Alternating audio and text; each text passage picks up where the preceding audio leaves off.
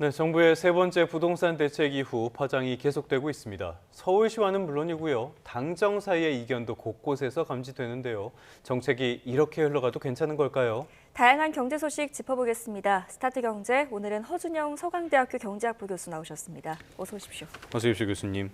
부동산 대책을 저희가 연일 이야기를 하고 있는데요. 어쩔 수 없이 그렇게 되는 것 같습니다. 시장이 하도 혼란스러워서 그렇게 되는데 일단은 10.15 부동산 대책에 대한 평가부터 해보도록 하겠습니다. 초강경 수요 억제책이다. 어떻게 괜찮을까요?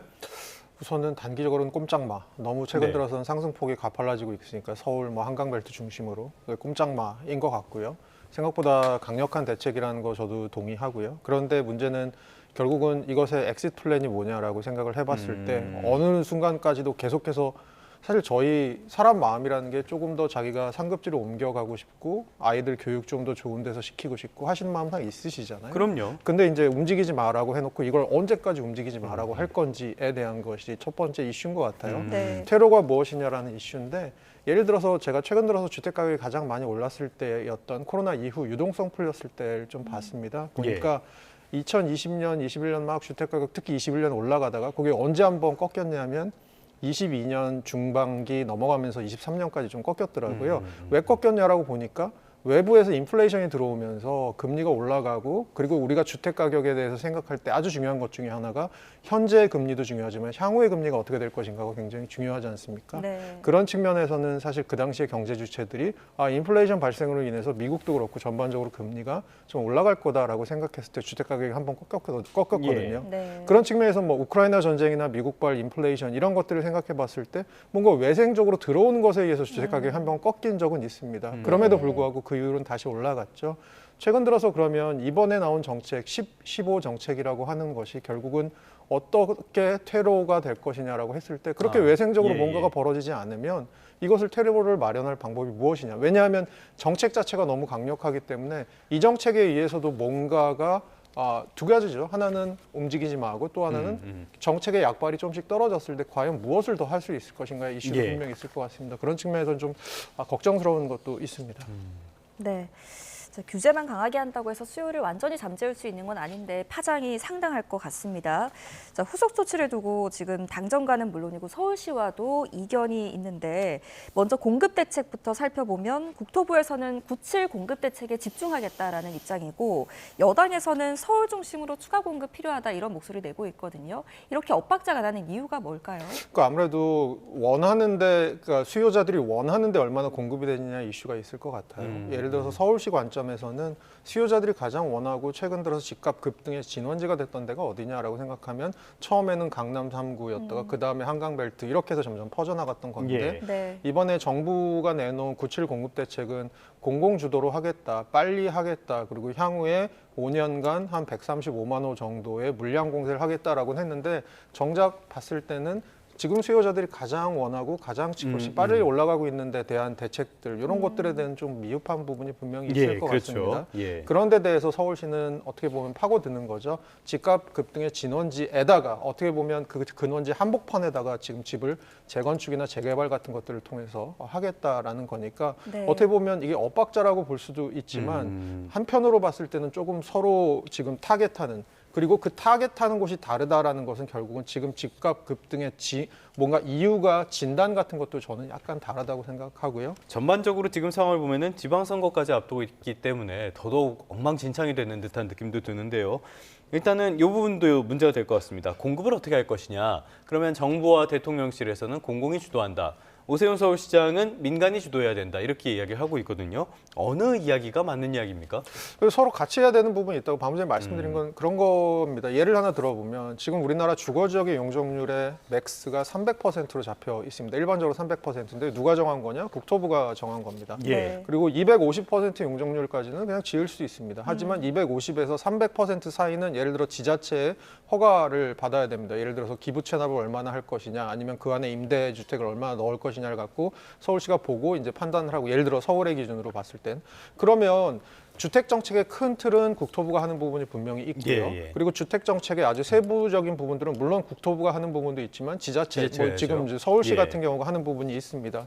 그렇게 봤을 때는 꼭 어디가 주도권을 잡고 누구의 이니시에이트를 가지고 해야 되느냐도 저는 뭐 한편으로 생각해 볼 문제지만 서로 할 부분이 조금 다를 수도 있고 서로 할 부분이 조금 공조를 이뤄야 될 부분도 있다라는 겁니다. 특히 저희가 방금 전에 말씀을 나누어 본 것처럼 서울에 한정해 보면 사실은 지금 정부가 하겠다는 공공 개발 같은 것들의 공공 공급 같은 것들의 지역과 서울시가 주로 하겠다는 지역, 뭐 신통계획 같은 것들을 통해서 하겠다라는 지역 같은 경우는 서로 겹치는 부분보다는 그렇지 않은 부분이 네. 더 많습니다. 예. 그렇게 봤을 때는 제가 보기에는 이 둘 사이에 오히려 엇박자를 줄이는 방법. 그래서 최근 들어서 나오고 있는 얘기 중에 하나가 정부가 태스크포스를 구성하겠다라는 겁니다. 향후에 공급을 위해서 정부랑 지자체, 뭐 이 경우에는 서울 중심으로는 서울이겠죠. 그리고 SH공사, 그리고 경기주택공사가 이제 그 태스크포스를 만들어서 예. 공급 관련 것들을 조금 서로 공조를 이루겠다라는 얘기를 하고 있는데 저는 오히려 이런 것들이 조금 더 활성화되어야 되지 않나라는 생각하고 있습니다. 네, 말씀하신 것처럼 결국에는 두 마리 토끼를 어떻게 좀 균형 있게 잡느냐가 핵심일 것 같습니다. 자, 또 이번에 규제 대책 중에 이 서울 전역을 토지거래 허가구역으로 지정하면서 이 과정에서 서울시 패싱 논란도 나오고 있습니다. 정부는 협의했다 이렇게 밝히고 있고 서울시는 협의 없었다 이렇게 주장하고 있는데 어떤 문제가 좀 있을까요? 이게 그러니까 두 가지 패키지가 이번에 같이 나온 건데 하나는 조정 대상 지역이랑 투기과열 지구 패키지가 나온 거고 요건 예. 대출을 얼마나 할 수 있는지 이런 것들에 대해서 관련이 있는 거고요. 또 하나는 토지 거절의 허가 구역이 들어간 부분 이게 이렇게 어떻게 보면 두 가지 층위의 규제가 나온 거라고 생각할 수 있는데 서울시 입장은 투기 과열 지구나 조정 대상 지역에 관련된 건 발표 이틀 전에 들었다. 그리고 연락을 받았다. 예. 그리고 서울시의 의견을 구해와서 신중한 검토가 필요하다라고 대답을 했다. 다만 토지거래 허가구역에 대해서는 발표 직전에 유선상으로만 일방적인 통보를 받았다라고 얘기를 하고 있는 것 같습니다. 네. 그런 측면에서는 사실 정책이 어떤 식으로 지금 전달이 되는지 모르겠지만 아주 시간을 두고 서울시에 조금 긴밀한 협의를 통해서 결정됐다기보다는 약간 정부 주도로 그리고 국토부 주도로 진행이 된 상태에서 서울시가 차후에 좀 알게 되었다라고 보는 게 지금으로서는 조금 더 합당한 것 같은데요. 그런 측면에서는 사실 정책이 얼마나 조금 뭐랄까요 신중하게 집행되었는지 설계되었는지에 예. 대해서는 조금 생각해 볼 필요는 있을 것 같습니다. 알겠습니다. 또 하나의 정책 부분에서 관심이 가는 게 바로 세금 문제가 아닐까 싶은데요. 지금 보유세를 어떻게 할 것이냐를 두고 대통령실 그리고 정부에서 나오는 이야기랑 여당에서 나오는 이야기가 엇갈려가지고 이 부분도 굉장히 혼란스러워요. 보유세 문제 어떻게 된다고 보십니까? 우선은 지금 대통령께서 대선 공약으로는 세금 같은 거 이제 하지 않겠다, 보유세 관련돼서 하지 않겠다라고 얘기는 하셨었는데 지금 문제는 그거 카드 이외에 거의 모든 카드를 지금 다 써버린 상황이다. 예. 그러면 남은 것이 있다면 그리고 조금 더 실질적으로 주택 시장에 영향을 미칠 수 있는 것이 있다면 보유세 그리고 그것과 관련돼서 양도세 부분이 있습니다. 이걸 어떻게 조정할 거냐가 있는데 요거는 저희가 방금 전에 얘기했듯이 내일부터 보유세 해, 다음 달부터 보유세 해, 내년부터 해 이렇게 바로 할 수 있는 건 아니고 이 보유세 그리고 부동산 세제 개편안이 과연 어떤 효과를 가지고 올 것이고 그리고 어떻게 설계되어야 할 것이고에 대한 연구 같은 것들이 사전에 필요할 텐데 네네. 그것들에 대한 연구 용역이 아마 4분기에 이제 진행이 될 거다라고 얘기를 하고 있는 상황입니다. 예. 그리고 그 연구 용역의 결과가 올해 말쯤에 나오게 될 거다 아니면 뭐 내년 초쯤 나오게 될 거다라는 겁니다. 그러면 이런 겁니다. 내년 초쯤에 나온다고 혹은 올해 말쯤 나온다고 생각해 보면 이것을 갖고 또 뭐 공청회 같은 것도 하고 여론 수렴도 하고 하는 시간이 과정도 필요하죠. 필요할 거고요. 그러다 보면 뭐냐면 내년 사실 6월에 지선이 있습니다. 그렇게 봤을 때는 지금 정부 여당에서 이것들을 과연 지선 전에 할 수 있을지 이런 예. 것들에 대한 시장에 조금 뭐 한편으로는 우려, 한편으로는 이것에 대해서 좀 하기 힘들 거다라는 얘기들도 조금 있는 것 같고요. 단순히 보유세만 바꾸는 것, 보유세만 올리는 것이 좀 위험할 수 있기 때문에 양도세, 퇴로를 열어준다는 측면에서 양도세를 좀 낮추는 부분이 있어야 될 텐데 예. 이런 것들에 대해서 어떻게 조정을 할지 그리고 그것이 향후에 사실 저는 뭐 정치하는 사람도 아니고 정치를 잘 아는 사람은 아닙니다만 선거 공학적으로 또 어떻게 표심을 자극할 수 있을지에 대한 부분들까지도 아마 생각할 것으로 보여져서 예. 당장 하지는 않겠지만 이것들에 대해서는 조금 더 여론을 수렴하는 시간들이 아마 있지 않을까라고 생각을 하고 있습니다. 네, 이렇게 당정 간의 엇박자 때문에 시장에는 혼란과 파장이 가득한 상황인데 주택 정책을 총괄하는 국토부 차관이 유튜브 방송에 출연해서 집을 돈 모아서 사라 이런 발언을 했습니다. 이게 시장 반응이 좀 안 좋을 것 같은데 어떻게 들으셨어요? 뭐 사실 저는 오히려 이게 정책도 조금 걱정스러운 부분, 조심해야 예. 되는 부분도 있지만 그 정책을 전달하는 사실 정책은 저는 얼굴을 갖고 있다고 생각을 하거든요. 어떤 예. 사람들이 정책을 하느냐 그리고 그 정책을 어떤 식의 스탠스와 태도를 갖고 하느냐도 굉장히 중요하다고 생각하는데 최근 들어서는 조금 뭐 약간 우려스러운 부분은 이런 정책에 대해서 조금 너무 서민들의 삶이나 아니면 실제 수요자의 어떤 생각들과 좀 괴리된 부분에서 나오고 있는 얘기들이 있지 않나라고 생각이 좀 드는 부분이 우려스럽고요.